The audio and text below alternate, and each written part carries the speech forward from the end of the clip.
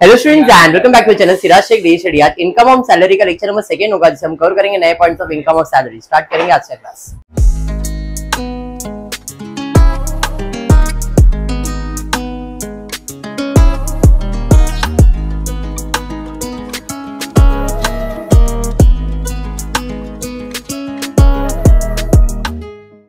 In the previous lecture मैंने आपको salary का इनकम कैसे कैलकुलेट करते हुए एक्सप्लेन किया था और बहुत सारी चीजें बताया गया था कि सैलरी में सिर्फ सैलरी नहीं होता है, सैलरीज में सैलरी होता है, अलावेंसेस होता है, परक्यूजिट होता है, पेंशन होता है, ग्रेच्युटी होता है, लीव एनकैशमेंट होता है, फिर प्रोविडेंट फंड होता है, ऐसे बहुत सारी चीजें होती है। सबका टोटल लेना होता है और उस टोटल में आपको गवर्नमेंट की तरफ से 3 डिडक्शन मिलता है जो कि आता है अंडर सेक्शन 16 में। सैलरी में डिडक्शन मिलता है अंडर सेक्शन 16 में, जिसमें सबसे पहला डिडक्शन जो है वो है स्टैंडर्ड डिडक्शन। कितना? 50,000 रुपए। उसके बाद प्रोफेशन टैक्स अगर आपने भरा है तो वो माइनस होगा, और तीसरा एंटरटेनमेंट अलावेंस अगर आप गवर्नमेंट एम्प्लॉय हो और आपको रिसीव हुआ है तो, अगर रिसीव नहीं हुआ है तो डिडक्शन नहीं होगा। क्लियर? आज बात करने वाले आगे कि ये ग्रेच्युटी, पेंशन, लीव एनकैशमेंट क्या क्या होता है। सबसे पहला बात कर रहा हूं मैं ग्रेच्युटी। What is gratuity? मैंने बताया था पिछले लेक्चर में, ग्रैटिट्यूड, आभार प्रकट करना। आप इतने साल हमारे बिजनेस में थे, आपने इतना टाइम हमारे कंपनी को दिया, तो as a gratitude, as an आभार, ये लो 5 लाख रुपए, ये लो 10 लाख रुपए, ये लो 20 लाख रुपए कंपनी आपको रिटायरमेंट के टाइम पे देती है। अगर आप काम कर रहे हो और आपका बॉस बोलता है भाई तू बहुत अच्छा काम कर रहा है, ये 5 लाख रुपए, तो ये ग्रेच्युटी तो मिल रहा है लेकिन ये फुल्ली टैक्सेबल है। ये पूरा का पूरा अमाउंट के ऊपर आपको टैक्स भरना पड़ेगा as an income from salary. लेकिन अगर आप रिटायर हो जाते हो, अगर आप रिटायर हो जाते हो और आपका कंपनी आपको ग्रेच्युटी देता है, तो उसको पूछा जाएगा कि जो आपको ग्रेच्युटी मिल रहा है वो गवर्नमेंट एम्प्लॉय की तरफ से मिल रहा है, गवर्नमेंट कंपनी की तरफ से मिल रहा है कि नॉन गवर्नमेंट। सबसे पहला gratuity receive during the service. अगर आप काम कर रहे हो, ग्रेच्युटी का पैसा मिल रहा है, it is fully taxable. Fully taxable मतलब पूरा अमाउंट के ऊपर टैक्स भरना पड़ेगा, कोई डिडक्शन नहीं, कुछ भी नहीं। लेकिन अगर आप रिसीव कर रहे हो ग्रेच्युटी रिटायरमेंट के टाइम पे या डेथ के टाइम पे, तो आपको सवाल किया जाएगा कि आप गवर्नमेंट हो या नॉन गवर्नमेंट हो। क्या सवाल किया जाएगा? गवर्नमेंट हो, नॉन। अभी यहां पे लिखा नहीं, आपको सवाल किया जाएगा कि आप गवर्नमेंट हो कि नॉन गवर्नमेंट। अगर आप गवर्नमेंट एम्प्लॉय हो और ग्रेच्युटी का पैसा मिल रहा है तो उसके बाद टैक्स भरने की जरूरत, इट इज नॉन टैक्सेबल। मतलब आपको 5 लाख, 10 लाख, 20 लाख कुछ भी मिलेगा, आप इनकम फ्रॉम सैलरी में नहीं दिखाओगे। क्यों? गवर्नमेंट एम्प्लॉय के लिए ग्रेच्युटी इज फुल्ली एग्जम्प्ट। लेकिन नॉन गवर्नमेंट एम्प्लॉय हो, नॉन गवर्नमेंट एम्प्लॉय हो, ग्रेच्युटी मिल रहा है, तो उसको पूछा जाएगा कि आप प्राइवेट कंपनी में काम कर रहे हो तो क्या आपका कंपनी कवर्ड है अंडर ग्रेच्युटी पेमेंट एक्ट 1972 कि नॉट कवर्ड है अंडर ग्रेच्युटी पेमेंट एक्ट 1972। अब तक क्या बोला समझ में आया? वापस एक बार, आप जॉब कर रहे हो कहीं पे, एक एग्जाम्पल ले लो भाई, करंट कोई कंपनी, बड़ी कंपनी में जॉब कर रहा है और सालों से काम कर रहा है, बराबर है। अब वो रिटायर नहीं हुआ, उसके बॉस ने सिराज सर ने बोला ये ले 5 लाख रुपए। सर क्यों? यार इतना काम कर रहा है, ये ले 5 लाख। क्या ये रिटायर हुआ है? और इसको 5 लाख दिया किसने? बॉस ने दिया। किसको दिया? एम्प्लॉय को। तो ये फुल्ली टैक्सेबल है, एज एन इनकम के अंदर दिखाया जाएगा। बात समझ में आया? लेकिन सिनेरियो चेंज कर देते, भाई मेरे बहुत सालों से काम कर रहा है, बहुत सालों से काम कर रहा है, लेकिन गवर्नमेंट कंपनी में काम कर रहा है, मेरा कंपनी गवर्नमेंट कंपनी है, मैंने उसको 5 लाख रुपया दिया है तो उसका इनकम ही, लेकिन गवर्नमेंट कंपनी में काम कर रहा है तो उसके ऊपर टैक्स नहीं भरना है। मतलब वो आपको इनकम फ्रॉम सैलरी में दिखाने की जरूरत नहीं है। समझ में आया क्या? तीसरा सिनारियो कि वो काम कर रहा है लेकिन प्राइवेट कंपनी में काम कर रहा है, तो जिस कंपनी में वो काम कर रहा है क्या वो कंपनी कवर्ड है कि नॉट कवर्ड है, ये समझना।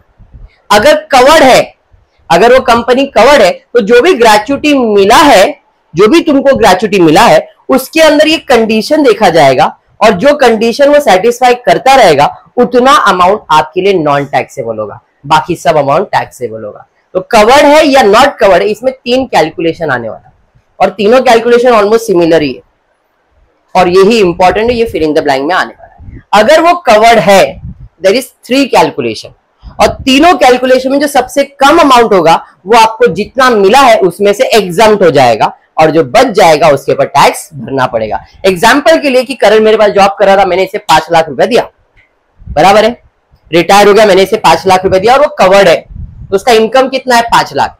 लेकिन हम कहेंगे गवर्नमेंट ने कहा है क्योंकि वो कवर्ड है तो पूरा 5 लाख टैक्सेबल नहीं है। हम 3 कैलकुलेशन करेंगे और ये 3 कैलकुलेशन में जो सबसे कम अमाउंट आएगा उतना हम आपको क्या दे देंगे, एग्जाम, उतना माफ कर देंगे, और जो बच जाएगा उसके पर आपको टैक्स भरना पड़ेगा। समझा? चाहे कवर्ड हो चाहे नॉट कवर्ड हो, तीनों दोनों के अंदर 3 कैलकुलेशन, 1 2 3 1 2 3 3 कैलकुलेशन आएगा, और तीनों में जो सबसे कम रहेगा उतना आपको जो मिला है उसमें से क्या करने का है, माइनस। अब ये 3 कैलकुलेशन क्या है समझते हैं। सबसे पहला कैलकुलेशन जो है notified amount. What is notified amount? इसके पहले हमने किया हुआ है, एंटरटेनमेंट अलाउंस में नोटिफाइड अमाउंट 5,000 रुपए का गया। नोटिफाइड अमाउंट का मतलब होता है एक प्रिस्क्राइब अमाउंट जो गवर्नमेंट बोलती है इससे ज्यादा हम आपको डिडक्शन नहीं दे सकते। हम डिडक्शन कितना दे सकते हैं आपको, 20 लाख, मैक्सिमम 20 लाख तक का आप डिडक्शन क्लेम कर सकते हो, क्योंकि आप प्राइवेट कंपनी में काम कर रहे हो, तो मैक्सिमम डिडक्शन कितना आएगा, 20 लाख। समझ में आया? या तो फिर जितना मिला है वो, या तो फिर जितना मिला है वो, दोनों में पहला 2 कैलकुलेशन सेम। हाँ, तीसरा कैलकुलेशन है 15 दिन का सैलरी या तो फिर half month salary. Half month salary 15 दिन, तो सेम तो हुआ, 15 दिन और हाफ नहीं। यहां पे based on average salary of 10 months लेना है, लेकिन यहां पे based on last salary drawn लेना है।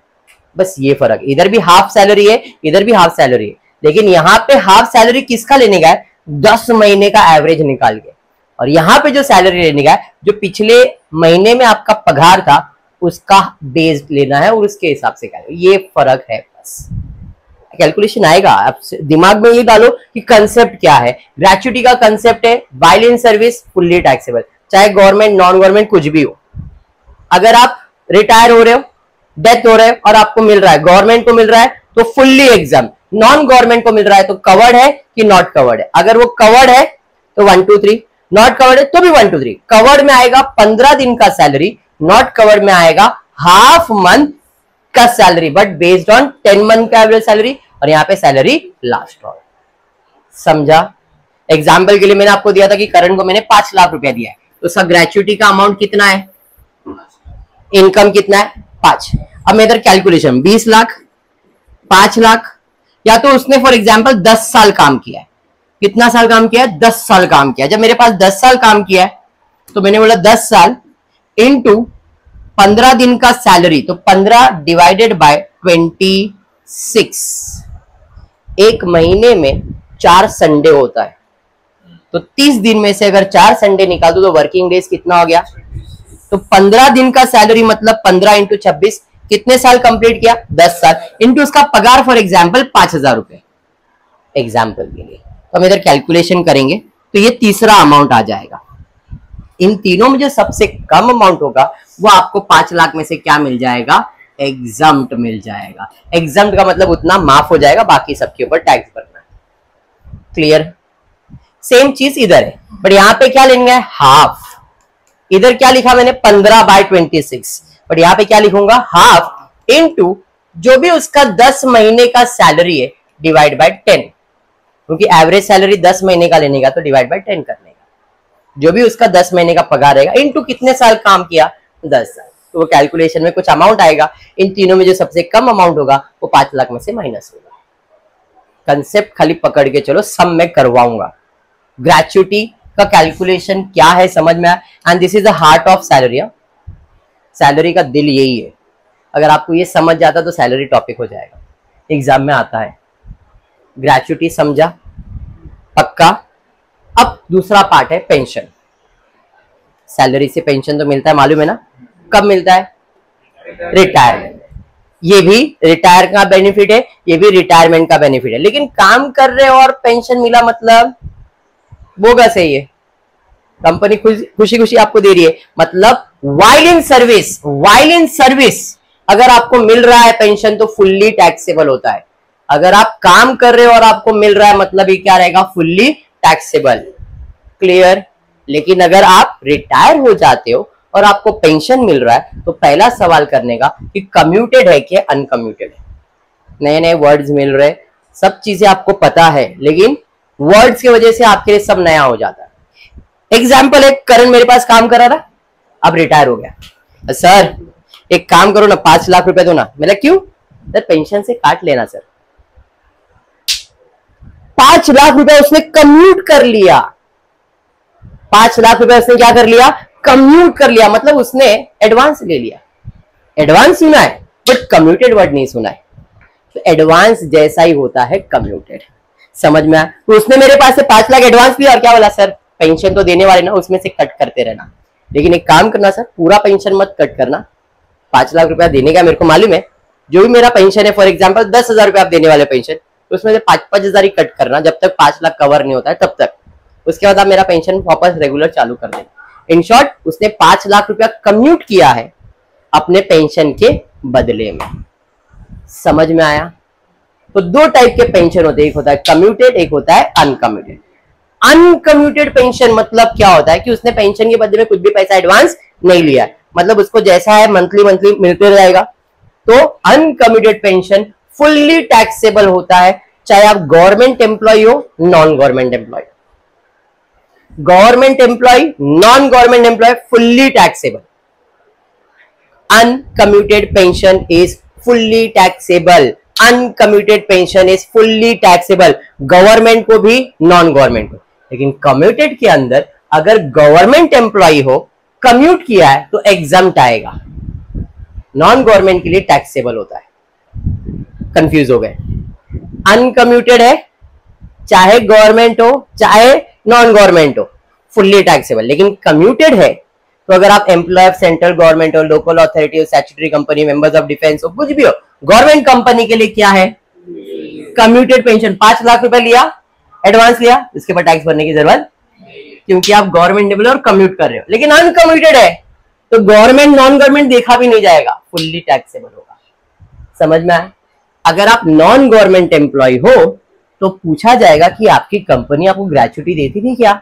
क्या पूछा जाएगा? If the employee is in the receipt of gratuity, if not, मतलब क्या ग्रेच्युटी मिल रहा था कि नहीं मिल रहा था। वही कंपनी आपको पेंशन देगी, वही कंपनी आपको ग्रेच्युटी भी देने वाली है। अगर ग्रेच्युटी रिसीव के केस में हो, ग्रेच्युटी रिसीव के केस में हो तो कैलकुलेशन अलग, नॉट रिसीव है तो कैलकुलेशन अलग। ये सब इसलिए करवा रहा हूं क्योंकि अगर ये हो जाएगा ना तो सैलरी अच्छे से होएगा। ये थियरी पार्ट लग रहा है बट ये थियरी पार्ट ही इंपॉर्टेंट है। एक बार ये हो जाएगा तो प्रैक्टिकल तो बहुत सिंपल है। वापस, if employee is in receipt of gratuity, मतलब अगर उसको ग्रेच्युटी रिसीव हो रहा है तो 1/3 इनटू जितना भी तुमने कम्यूट किया है पेंशन, उसका 100% निकालने का। फॉर एग्जाम्पल इसे 5 लाख रुपया कम्यूट किया है, बट क्या 5 लाख पूरा 100% पेंशन के लिए कम्यूट किया? क्या उसने 5-5 हजार के लिए कम्यूट किया है? उसका पेंशन कितना था? 10,000। उसमें से उसने कितना माइनस करने बोला है? 5, मतलब 50% माइनस करने बोला है। तो 5 लाख अगर 50% अमाउंट है तो उसका 100% 10 लाख रहेगा। 10 लाख का 1/3 निकालने का। आपको इतना याद नहीं रखना, आपको खाली याद रखना ग्रेच्युटी रिसीव्ड है तो 1/3 और ग्रेच्युटी नॉट रिसीव्ड है तो हाफ। दोनों का कैलकुलेशन मैं सिखाऊंगा अच्छे से। अभी कंसेप्ट को खाली पकड़ो। पेंशन में 2 टाइप के पेंशन होते हैं, कम्यूटेड, अनकम्यूटेड। अनकम्यूटेड पूरा का पूरा टैक्सेबल है, कम्यूटेड गवर्नमेंट को एग्जम्प्ट है और नॉन गवर्नमेंट को टैक्सेबल है, लेकिन कुछ पार्ट उसका एग्जम्प्ट होगा। अगर ग्रेच्युटी रिसीव्ड है तो 1/3 और नॉट रिसीव्ड है तो हाफ। इतना दोनों चार्ट क्लियर हुआ? एग्जम्प्ट का सेक्शन बाय डिफॉल्ट एक चीज आपको बता देता हूं, कुछ सेक्शन जो आपको याद रखने, जिसमें से पहला चीज जो मैं आपको बता रहा हूं वो है एग्जम्प्ट का सेक्शन। आपको सब सेक्शन याद हो नहीं हो, मेन सेक्शन याद होना चाहिए। एग्जम्प्ट अंडर सेक्शन, इसके सब सेक्शन होते हैं। What is sub section? भाई मैंने पहला एग्जम्प्ट लाया, अब इसके बहुत सारे पार्ट्स है, तो इसको ये नंबर दे दो, इसको वो नंबर दे दो, इसको अब वो नंबर के अंदर भी इसकी भी और भी पार्ट्स है, तो उसको अल्फाबेट दे दो, ये दे दो, वो दे दो। तो जब भी सेक्शंस बनता है तो एक मेन हेड रहता है, उसके अंदर सब चीजें आती है, फिर उसके सब पार्ट्स होते हैं एंड सो ऑन। तो बाय डिफॉल्ट एग्जम्प्ट आता है टैक्स रूल में अंडर सेक्शन 10। उसके सब सेक्शंस बहुत है, उतने आपको याद ही नहीं होंगे। हम कोई ऑडिटर या अकाउंटेंट नहीं बन गए, बराबर है। तो हम अभी स्टूडेंट है, तो बेसिक चीजें अपने को याद रखना है कि जब भी मैं एग्जम्प्ट बोलूंगा तो सेक्शन क्या है, सेक्शन 10 है। ग्रेचुटी मिल रहा है बट उसमें एग्जम्प्ट क्या है, अंडर सेक्शन 10। पेंशन मिल रहा है बट एग्जम्प्ट क्या है, अंडर सेक्शन 10। अब कुछ सेक्शंस बाय डिफॉल्ट रेगुलर करोगे तो याद हो जाएगा। इसमें सबसे पहला है ग्रेचुटी, सेक्शन 10 पेंशन 10 ए, 10 पेंशन है 10 ए। दोनों चीज क्लियर हुआ। ग्रेचुटी क्या होता है समझ में आया। अगर ग्रेचुटी सर्विस के टाइम में मिल रहा है तो, अगर आप रिटायर हो रहे हो तो गवर्नमेंट और नॉन गवर्नमेंट, गवर्नमेंट के लिए फुल्ली एग्जाम, नॉन गवर्नमेंट के लिए कवर्ड है कि नॉट कवर्ड है। अगर कवर्ड है तो 15 दिन का सैलरी, नॉट कवर्ड है तो हाफ 10 महीने का एवरेज सैलरी, समझा। बाकी दो अमाउंट तो सेम है। ग्रेचुटी का नोटिफाइड अमाउंट याद रखना है 20 लाख। फिर आ जाता हूं पेंशन पे, 10 ए। कम्यूट किया है कि अनकम्यूटेड, अनकम्यूटेड है तो फुल्ली टैक्सेबल, कम्यूटेड है तो गवर्नमेंट के लिए फुल्ली एग्जाम, नॉन गवर्नमेंट के लिए gratuity receive, gratuity not receive. Received है तो 1/3 और नॉट रिसीव्ड है तो हाफ। याद रहेगा इतना। हाँ पक्का। थर्ड पार्ट पे जाते हैं, लीव एनकैशमेंट। ये आप लोग के लिए बहुत ज्यादा इंपॉर्टेंट है। लीव एनकैशमेंट सेक्शन है 10 ए। अब ये तीनों सेक्शन याद हो जाने चाहिए। 10 ए, 10 समझ में आया। 10 ए, 10 ए, 10 ए, 10 ए। तेरा वाला लैंग्वेज 10 ए, 10 ए याद रख लो। सब सेक्शन 10 ही है। ग्रेचुटी के लिए 10 ए, 10 ए। समझ में आया। ग्रेचुटी, पेंशन, लीव, जीपीएल, गोकुलदाल, प्रीमियर, लीग। बाकी तुम लोग देख लो। हाँ तुम्हारा लैंग्वेज तुम लोग समझ लेना। जीपीएल, गोकुलदाल, very good. Gratuity, pension, leave encashment 10 A और 10 ए। अब आ जाते हैं leave encashment. What is leave encashment? Leave encashment मतलब भाई मैं तेरे कंपनी में जॉब कर रहा हूं लेकिन मैं छुट्टी नहीं ले रहा हूं, छुट्टी नहीं ले रहा हूं तो भाई तू इतना डेडिकेटेड है तो मेरा फर्ज बनता है कि उस छुट्टी के बदले में उसको पे ऑफ कर दूं मैं, बराबर है। तो बाय रूल अगर आप 1 साल काम करते हो बिना छुट्टी के तो आपको 1 साल में 30 दिन छुट्टी अलाउड है। लेकिन आप वो 30 दिन का छुट्टी नहीं लेते हो, एक भी छुट्टी नहीं लेते हो, तो आपको 30 डेज का पगार मिलेगा। क्या मिलेगा? सैलरी मिलेगा। 1 ईयर मतलब 30 डेज सैलरी, और 30 डेज का मतलब होता है 1 मंथ। तो 1 साल काम करोगे बिना छुट्टी के तो आपको 1 महीने का पगार मिलेगा। 2 साल काम करोगे तो 2 महीने का पगार मिलेगा। 3 साल काम करोगे तो बिना छुट्टी के, अगर आप 1 साल कोई भी कंपनी में जॉब करोगे और बिना छुट्टी के काम करोगे तो आपको 1 महीने का पगार मिलता है। अगर आपने एक भी छुट्टी ले लिया वो बात अलग है, फिर कैलकुलेशन डिफर करेगा। बट बाय डिफॉल्ट बिना छुट्टी के अगर आप काम करते हो 1 महीने का पूरा पगार मिलेगा। अगर मैंने 30 साल काम किया है तो कितने मंथ का पगार मिलेगा? 30 मंथ्स का पगार मिलेगा। लेकिन 30 साल में एग्जाम्पल के लिए मैंने 10 साल का छुट्टी ले लिया है, तो 10 साल का छुट्टी ले लिया है तो बचा कितना साल? तो मुझे पगार 30 महीने का नहीं मिलेगा। अगर आप छुट्टी ले लेते हो तो आपको उस साल का पगार नहीं मिलता है। समझ में आया? अब वो 1 छुट्टी लो, 2 छुट्टी लो या 10 छुट्टी लो, अगर आपने छुट्टी ले लिया तो आपको पगार नहीं मिलेगा। जिसे कहते हैं लीव टेकन या अवेल। लीव अवेल मतलब आपने छुट्टी ले लिया है। जब छुट्टी ले लिया तो आपको उस मंथ का, उस साल का पगार नहीं मिलेगा। क्लियर? अगर छुट्टी नहीं लिया है तो नहीं लिया है तो उसका पगार आपको मिल जाएगा। बात क्लियर है?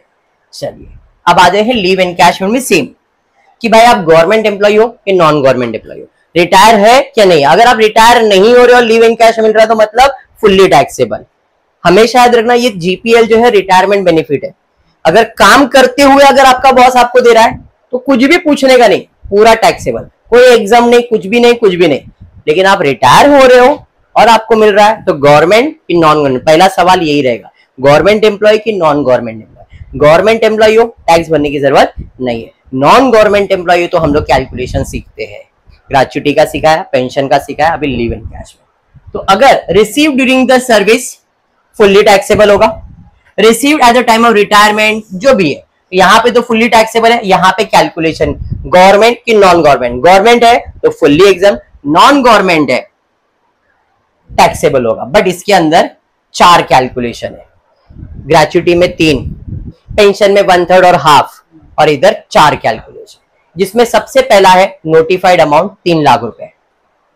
ग्रेच्युटी में कितना था, पेंशन में कोई अमाउंट है क्या, तो पहला है नोटिफाइड, मतलब मैक्सिमम 3 लाख का डिडक्शन मिलेगा, या तो जितना मिला है उतना, एक्चुअली रिसीव जितना मिला है उतना, नोटिफाइड अमाउंट एक्चुअल रिसीव। तीसरा है 10 महीने का सैलरी, बाय डिफॉल्ट कितने महीने का सैलरी मिलेगा, 10 महीने, या तो फिर कैश इक्विवेलेंट ऑफ लीव, मतलब लीव इक्वल टू कैश। अभी लीव इक्वल टू कैश मैंने अभी एक्सप्लेन किया, एक साल में कितना लीव मिलता है, आपने नहीं लिया तो आपका लीव मतलब 1 मंथ का लीव बाकी है, और 1 मंथ का लीव बाकी है मतलब 1 मंथ का सैलरी मिलेगा, सैलरी मतलब कैश मिलेगा। अगर आप 20 साल काम करते हो बिना छुट्टी के, तो 20 साल मतलब 20 महीने का छुट्टी बाकी है, और 20 महीने का छुट्टी मतलब 20 महीने का कैश मिलेगा, सैलरी। अरे समझा, तो लीव इक्वल टू कैश क्या है समझा। 4 calculation, notified amount, actual receive, 10 महीने का पगार, या लीव इक्वल टू कैश। इन चारों में जो सबसे कम होगा, लीस्ट होगा, वो आपका लीव एनकैशमेंट का जो इनकम है उसमें से माइनस होगा। बात समझा, क्लियर। आज का टारगेट ये 3 चीज था, ग्रेच्युटी, पेंशन, लीव एनकैशमेंट, तीनों चीज बैठा दिमाग में पक्का। ग्रेच्युटी क्या है समझ में आया, पेंशन क्या है समझ में आया, लीव एनकैशमेंट क्या है क्लियर है। ये तीनों का कैलकुलेशन अगर आपका हो जाता है तो आपका काम खत्म हो जाएगा। एक बेसिक सा एक ही सम लेता हूं, छोटा सा सम लेता हूं, जिसके अंदर ग्रेच्युटी भी कवर करवाता हूं, लीव एनकैशमेंट भी। आपको लग रहा है बड़ा, बट सम छोटा है, ध्यान देना। Dharmesh Gandhi employed in Tata limited covered by payment of gratuity act. इसका जो कंपनी है वो कवर्ड है ग्रेच्युटी पेमेंट एक्ट 1970, पहले पता चल गया भाई कवर्ड है। फिर आगे दिया है रिटायर हो रहा है, कभी रिटायर हो रहा है 2024, अपने प्रीवियस ईयर में वो रिटायर हो रहा है। कितने साल के बाद रिटायर हो रहा है, 35 साल 7 महीना काम करने के बाद वो रिटायर हो रहा है। किधर से, टाटा कंपनी से। क्या ये गवर्नमेंट कंपनी ऐसा कुछ बोला है क्या, वो प्राइवेट कंपनी में जॉब कर रहा था, उसका कंपनी ग्रेच्युटी पेमेंट एक्ट में कवर है, वो 31 जन को रिटायर हो गया, और जब वो रिटायर हो तो उसने इस कंपनी को कितना टाइम दिया था, 35 ईयर्स 7 मंथ सर्विस दिया था उसने। आगे दिया है जब वो रिटायर हुआ तो उसके एम्प्लॉयर मतलब बॉस ने उसे ग्रेच्युटी का 65,000 दिया। अब उसको तो मिल रहा है, वो उसका इनकम है, लेकिन क्या फुल्ली टैक्सेबल होगा कि ये उसका कैलकुलेशन जो आपने सीखा है वो कैलकुलेट करके कितना एग्जाम्प्ट है वो माइनस कर देंगे। आगे, and he receive 50,000 being accumulated balance in statutory provident fund. एक बात ध्यान में रख लेना, गवर्नमेंट कंपनी से कुछ भी पैसा मिल रहा है, गवर्नमेंट कंपनी से कुछ भी पैसा मिल रहा है, गवर्नमेंट मतलब स्टैट्यूटरी, अगर ऐसा कोई वर्ड दिख गया ना, सेंट्रल गवर्नमेंट का provident fund, statutory provident fund, recognise provident, ऐसा स्टैट्यूटरी वर्ड या गवर्नमेंट वर्ड दिख गया, सीधा बोलने का भाई तू तो एग्जम्प्ट है, ये इनकम हम लोग दिखाएंगे नहीं। स्टैट्यूटरी प्रोविडेंट फंड का 50,000 रुपया मुझे मिल रहा है, क्योंकि ये स्टैट्यूटरी वर्ड है, मतलब ये मेरे लिए क्या है, एग्जम्प्ट है। बात समझाइए। आगे, the due date of salary and allowances was the first day of next month. इस सम का ट्विस्टिंग पॉइंट, कि तुम काम कर रहे हो, जनवरी में काम करोगे तो भाई तुम्हारा पगार जो है दिसंबर के जैन के 31 को नहीं मिलेगा, फेब के 1 तारीख को दूंगा मैं। हाँ सर ऐसा ही तो रहता है, मतलब नहीं, रूल है जिस महीने में काम करोगे उस महीने में पगार मिलेगा। अभी हमारा इंडिया तो ऐसा है कि भाई 10 तारीख को पगार मिलेगा, काम करो 10 तारीख को पगार देंगे, ऐसा ही मिलता है। पर अगर कंपनी का रूल देखोगे 1 तारीख से लेके 31 दिसंबर जैसे खत्म हुआ 31 को पगार चाहिए तो दूसरे दिन काम पे आऊंगा, नहीं तो नहीं आऊंगा, ये रूल है। बट इस कंपनी का रूल ऐसा है कि भाई the due date of salaries and allowances were first day of the next month, मतलब जनवरी का पगार फेब का पगार, मार्च का पगार, अप्रैल एंड सो ऑन कंटिन्यू, मतलब 1 महीने का। अगर मार्च में मेरा साल खत्म हो रहा है तो मार्च का पगार मुझे मिला क्या? वो कब मिलने वाला है? मतलब इस साल मेरे को अभी भी 1 महीने का सैलरी आउटस्टैंडिंग है, क्योंकि मार्च का पगार तो मुझे अप्रैल में मिलने वाला है, नए एकेडमिक ईयर में मिलने वाला है। इस साल मिल रहा है क्या? बस ये आपको दिमाग में रखने का, बाकी कुछ भी इंपॉर्टेंट नहीं है। डन यहां तक। इसको कंपनी ने ग्रेच्युटी दिया, प्रोविडेंट फंड दिया जो कि एग्जाम्प्ट है, ड्यू डेट दिया है 1 तारीख of the next month, were paid on the due date. He was entitled for monthly pension of 400 with effect from first day of the feb 2024 which became due on the last day of the month. मतलब pension 31 को retire हुआ, वो तुमको समझ में आया, 1 तारीख से उसका क्या चालू हो गया? पेंशन, और उसका पेंशन मंथ के एंड में ही दे दिया जाता है, पेंशन को अगले महीने नहीं दे रहे। क्लियर बोला है, which become due on last day of the month, और इधर दिया हुआ है were paid on the due date. तो आपका पेंशन ड्यू कभी हो रहा है? मंथ के एंड में, हम पेमेंट भी मंथ के एंड में देंगे पेंशन। बट यहां पे सैलरीज एंड अलावेंस कभी देंगे? अगले महीने। दोनों में फर्क समझ में आया? अरे हाँ। आगे प्रोफेशन टैक्स कितना है? 800 रुपए। Compute the taxable income of mister Dharmesh Gandhi for the assessment year 2024-25 on the basis of following: basic salary, house rent allowance, project allowance, bonus, retirement and cash, और कुछ भी नहीं। स्टार्ट करता हूं, फॉर्मेट बना दिया। सबसे पहला बेसिक सैलरी, कितना मिल रहा है बेसिक सैलरी? Per month. अगर आप कैलकुलेशन देखोगे तो अप्रैल से लेके मार्च आपका एकेडमिक ईयर है 2023, 2000, रिटायर कभी हुआ वो? 31 जन। तो उसको पगार कितने महीने का मिलेगा? अप्रैल से लेके, हाँ या नहीं?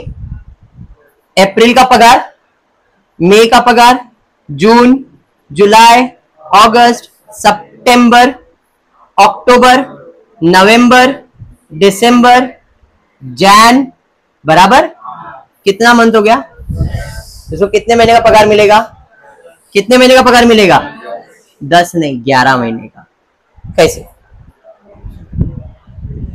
अप्रैल, मई, जून, जुलाई, अगस्त, बराबर, सितंबर, अक्टूबर, नवंबर, दिसंबर, जैन, 10 महीना तो होता है, तो 11 महीने कैसे?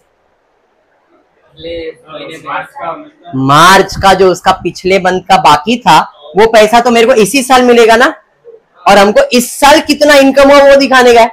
तो इस साल पिछले साल का जो पगार बाकी था वो इस साल मिलेगा।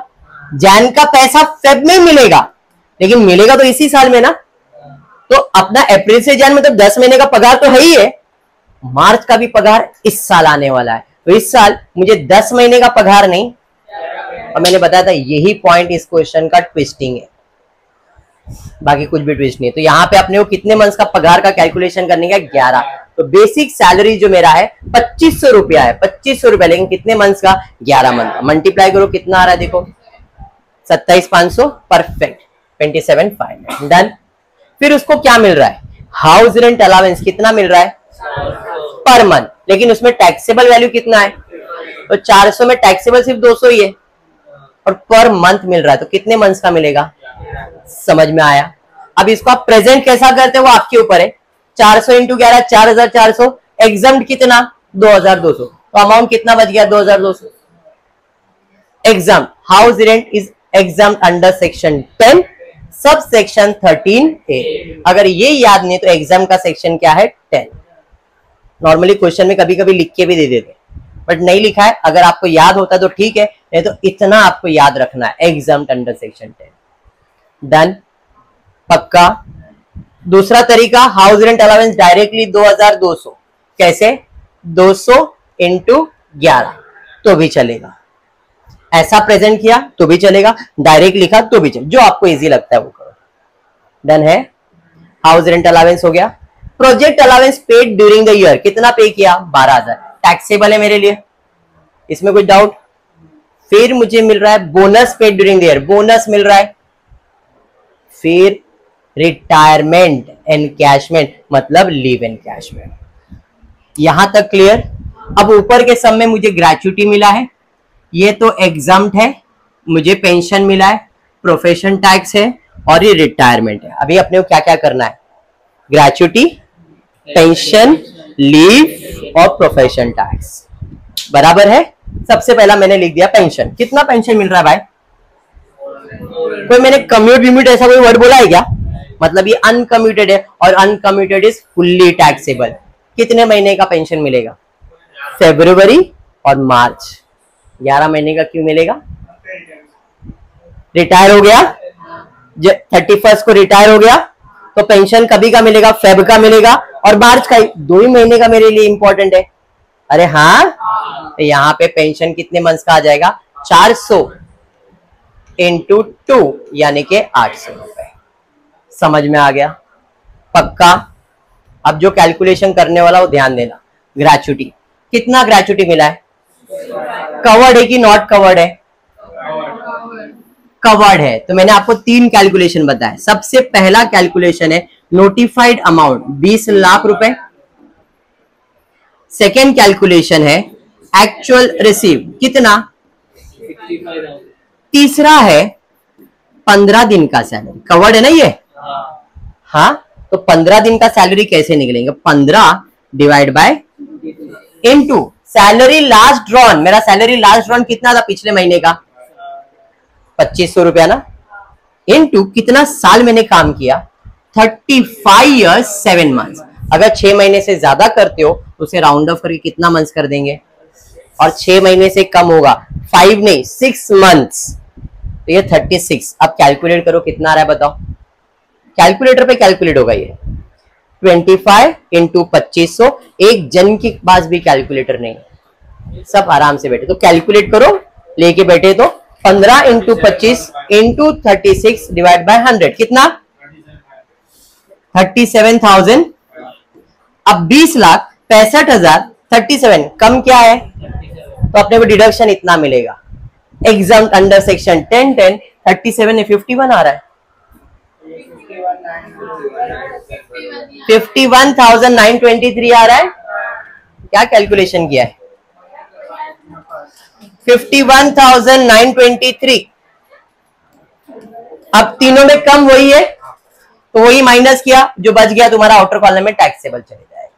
अरे समझा? ग्रेच्युटी, ग्रेच्युटी भी डन। ये तो एग्जाम्प्ट है। अभी क्या बच गया? Leave encashment. लीव एनकैशमेंट के बारे में बोला है in retirement on encashment of on leave at his credit 15 month ही रिसीव्ड 37,500। 15 महीने का उसको कितना पैसा मिला? 37,500। मैंने लिखा लीव एनकैशमेंट 37,500। कितना साल इसने काम किया था? 35। जिसमें से 15 महीने का छुट्टी का उसको पैसा मिल गया है, मतलब 35 इयर्स है, 35 इयर्स है तो 35 मंथ्स का पगार मिलना चाहिए। एक साल मतलब 1 महीना, 7 मंथ्स काउंट नहीं होता है, ईयर होता है ईयर। तो 35 साल मतलब 35 महीने का पगार मिलना चाहिए। बट इसको सिर्फ कितने महीने का पगार मिला है? मतलब उसने 20 महीने का छुट्टी ले लिया रहेगा, हाँ या नहीं? उसको 15 महीने का मिला मतलब 15 ही महीने का उसका पगार रहेगा, 20 महीने का छुट्टी ऑलरेडी उसने लिया रहेगा। बात समझ में आ गया? अब एनकैशमेंट मिलने के बाद इधर कितना कैलकुलेशन है? 4, A B C D. A है नोटिफाइड अमाउंट, कितना? एक्चुअल रिसीव कितना? 10 महीने का पगार यानी कि 2500 इंटू 10, 25,000। ये 3 कैलकुलेशन क्लियर है। And the last one is leave equal to cash. 35 साल काम किया मतलब 35 महीने का पगार मिलना चाहिए। उसमें से उसका 20 महीने का तो ऑलरेडी ले चुका है वो, क्योंकि अपने को 15 महीने ही बाकी है। तो अपने लिए कितना महीने का कैलकुलेशन आएगा? 15 इंटू उसका सैलरी कितना है? 25। तो leave equal to cash 2500 into 15, 37,500। अब इन चारों में सबसे कम अमाउंट कौन सा है, उसको डिडक्शन किसका मिलेगा, समझ में आया। Less exam under section 10(10)(a)(a) 25,000 minus कर दिया, आउटर कॉलम में डाल दिया, समझ में आ गया। और कुछ उसको सैलरी से मिल रहा है क्या, नहीं। तो अभी टोटल करेंगे भाई, उसको सैलरी में इतना पैसा मिला है, उसका ग्रॉस टैक्सेबल सैलरी सबको ऐड करके आ रहा है, कितना आ रहा है देख लो, 71,677 आना चाहिए। क्लियर। मैंने गवर्नमेंट को गया और गवर्नमेंट के पास गया, गवर्नमेंट देखो मेरा पगार इतना आया है, गवर्नमेंट को पगार जैसे ही दिखाओगे गवर्नमेंट बोलेगा ठीक है बेटा डिडक्शन मिलेगा। डिडक्शन मिलेगा अंडर सेक्शन 16, कौन सा, स्टैंडर्ड डिडक्शन। 50,000 तो बाय डिफॉल्ट है, उसके अलावा इसने प्रोफेशन टैक्स भरा है पर मंथ, ऐसा कुछ बोला है क्या, नहीं। तो लेस प्रोफेशन टैक्स 800 रुपया। एंटरटेनमेंट आएगा क्या, नहीं। तो इसमें से दोनों अमाउंट माइनस हो जाएगा, नेट टैक्सेबल सैलरी 20,877। सम क्लियर है, 21 सम ले रहा हूं जिसके अंदर मैंने ये पेंशन ये सब कवर करवाया है। डन है। गर्मी है मेरे को मालूम है क्योंकि लाइट नहीं, इसमें कुछ नहीं कर सकता। चाहिए अगर दिमाग में नहीं बैठा तो वापस एक बार करवा दूंगा सम, कोई हार्ड एंड फास्ट नहीं है मेरे लिए, बट इंपॉर्टेंट है कि कंसेप्ट समझ जाना चाहिए। ठीक है क्या, आज इतना ही करते हो। फिर वीडियो पसंद आए तो प्लीज वीडियो को लाइक कर देना, फ्रेंड्स ग्रुप में शेयर करना, चैनल को सब्सक्राइब करना। Thank you for watching the video.